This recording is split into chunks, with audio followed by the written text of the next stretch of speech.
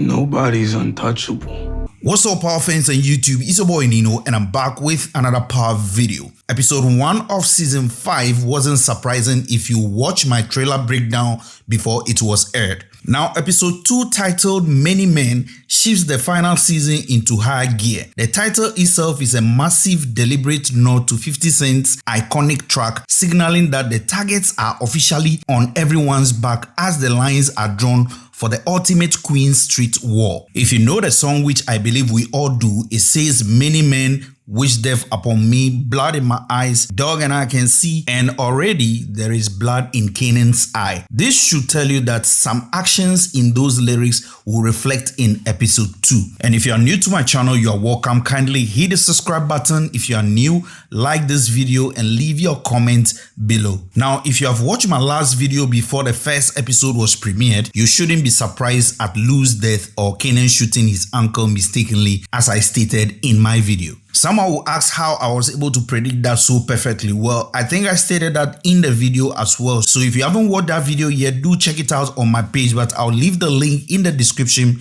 below. Now let's talk about other shocking things that we are about to see in coming episodes. Like I did in my last video, let me give you a heads up before this video ends that Raquel is next to die and Marvin along the way will end up in jail. Don't worry, I'll break all this down for you to see in this video. And also, Jessica could be pregnant and I'll show you how it was confirmed in episode 1. Now, before I talk about episode 1, let's talk about Raquel's faith in this season. From every indication, this season is going to be wild and nobody is safe or untouchable. And they made that statement clear through Kanan when he told Juke that no one is untouchable. And like I said in my last video, this final season will serve as a whole transition into power origin. So there won't be room for change of focus when it comes to the power story. The only people you and I can bet on their survival now is Jukebox, Kanan, and Breeze, because we know how Jukebox and Kanan ended in OG power. And we equally have an idea of how Breeze ended too. So we all know the survivors by now. Therefore, any other person is expendable in this final season. Now let's talk about Raquel and her faith moving forward, and I'm going to do this with side-by-side analysis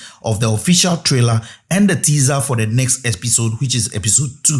If you notice, about 50% of the scenes in the trailer happen in episode 1 already, which gives me the idea that the trailer was based on just 2 or 3 episodes, because the remaining scenes in the trailer cannot cover even the first 5 episodes. Now, the question I keep asking myself, and I believe some of you are also asking yourselves as well, is why Raquel feels the need to protect Kanan in this crucial situation. She might be tempting to show Kanan that she loves him and wants to be the good mother in his eyes, but trust me, Raquel is the worst sister or sibling in Power Universe right now. I know this is very conflicting, making a decision between your brother and your son, but I don't think Marvin would have killed Kanan if Raquel told him Lou took a bullet meant for her. But you see, as much as I'm trying to understand Raquel's choice of decision in this situation, I feel she could have done better. It's not like just before Kanan left the room, he didn't second guess of killing her too at once. I don't know how many of you have seen this part very well. Kanan was like rethinking as at this very moment whether he should pop the mom at once or not. And I believe Ruben's presence was the reason he didn't do anything to Raquel again. But I'm sure if it was Lou and Raquel alone and this happened, Kanan would have still killed his mother. But let me know what you also think in the comment section below. Now, Raquel killing her bodyguard makes sense. In Power, you can't leave loose ends. From Ruben's demeanor and how he started acting and being all sorry, it was clear that he was going to talk. And from the way Raquel was eyeing him, it was clear that she was going to kill him. She gave Howard the same look at the present and later killed him because she suspects he was going to snitch on Marvin to take the fall. Now, here is a big twist. Lou's death was between 4.5 people, and I'll tell you who was the half person. Now, follow my cue. The incident was between Raquel, Kanan, Ben, and Lou, right? And now half of these people are dead, remaining half. And we all know that they will not talk about this, right? But there is a half piece to this, and that is Jukebox. Jukebox at this point should start or be able to connect the dots because Kanan busted out of anger and rage on his way to kill his mother. She called Lou and he was going to check it out. Lou ended up dead and Raquel is still alive and KANAN didn't kill her. Juke needs to find out why KANAN didn't kill his mother, and there is a smooth way Juke can find this out, and that is, KANAN is not about to talk to his mother anytime soon, so Juke can invite KANAN to find out what happened and why he didn't kill his mother again. Now, because KANAN is unprepared for such question, he might end up saying something that will not make sense or collaborate what Raquel might say should Jukebox decide to speak to Raquel as well on the same subject. So this is a basic trick Juke can use to get some clarity as to what happened. And I strongly believe KANAN will mess up for Juke to connect the dots, but let me know what you also think in the comment section below. Will Juke find out it was KANAN who shot her uncle, or this will remain a secret?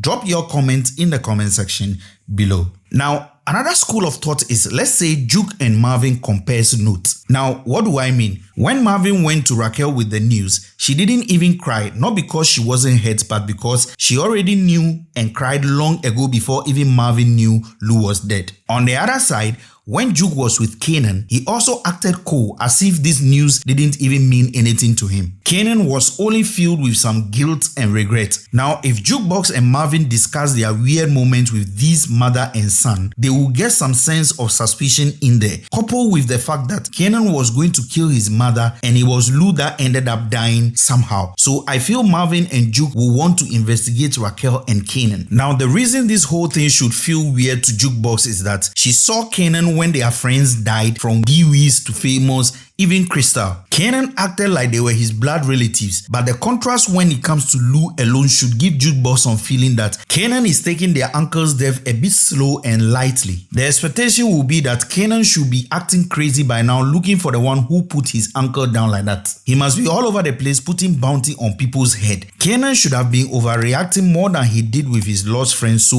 this attitude as well will speak volume to Jukebox. But let me know what you also think in the comment section below. Now, in power, there is always someone who sees the last person to walk out from a crime scene. If the writers want to be cliche with this, they will create a witness who saw KANAN leaving the house after the gunshots. Now, talking about witness, let's talk about Marvin. Once they bring this shooting case up with Amber, they are going to lead somewhere. Now, they said a witness saw a black man leaving the house and not a white guy with tattoos. Amber's story will never make it as the truth, considering the fact that she is a kid. She could be scared and confused. Now, she tried to stick to the script Marvin gave her, but as a kid dealing with cops, there is no way she can keep up with these interrogations without contradicting herself. Now, if you heard what the lady said, Amber seems to love her new family, so she's going to threaten her that if she doesn't tell the truth, she will take her from them. Now, this, I believe, will be the breaking point of Amber. It will be difficult for her not to flip, but in case she will mention a name, she can only say Uncle Marvin. Now, there could be different Marvins in Queens. It's a matter of time they will link it to Marvin Thomas. But let me know what you also think in the comment section below. Now, finally, I wish this was going to like 8 or 10 seasons, because we should be able to see a little Lulu running around from Jessica. They kick it for the last time before Lou's death, and most often such reunions ends up in pregnancy. And the way Raquel's tribute was centered around how Lulu could have been like as a father, a husband to his wife and all that, and they cutting to Jessica at that moment. A good twist to Lou and Jessica's story could be pregnancy, but well, she may or she may not be pregnant. But let me know what you also think in the comment section below. If I left something out unaddressed, let me know in the comment section and I'll address that in my next video. If you like this video, don't forget to hit the subscribe button. Most importantly, leave your thoughts in the comment section below. Catch you in my next video. It's your boy Nino. Thanks for watching.